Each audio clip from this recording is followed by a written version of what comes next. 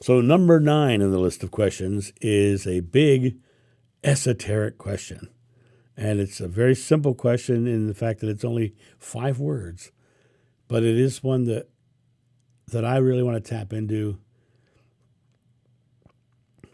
How do you define love?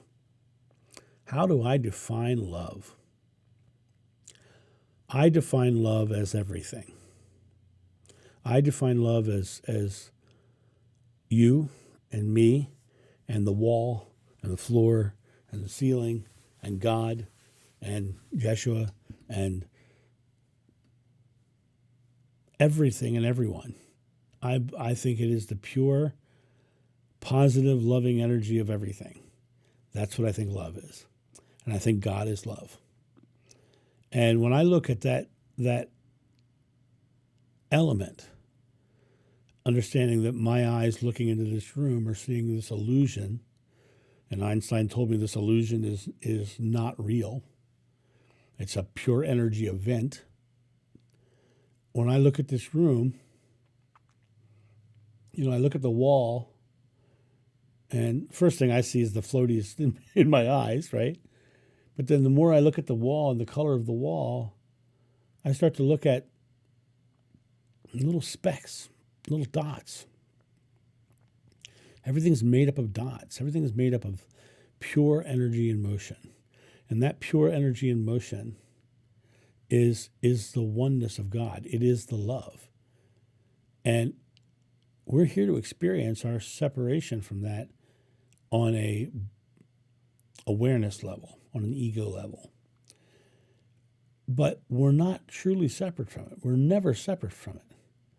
We're just separate from the awareness of it. And that is the purpose of our being here, is to be and feel separate from it. Because that's the only way we could experience it, is to know the opposite. As a scientist, the person who asked me this question is a doctor. You understand, to measure, you have to have a baseline. And the baseline you measure against is the opposite of the thing you're measuring. So, or the absence of. And so your baseline might be 0, and then you have a scale, right? So your baseline is fear, and then you experience love. But love is always there. Love is always tiresome. Kidding. Love is always present. Love is always there. And when people are doing negative things, they're doing so because they're looking for love in some form. They're trying to come back to love in a way that is an expression. So how do I define love? I would define love as everything and everyone.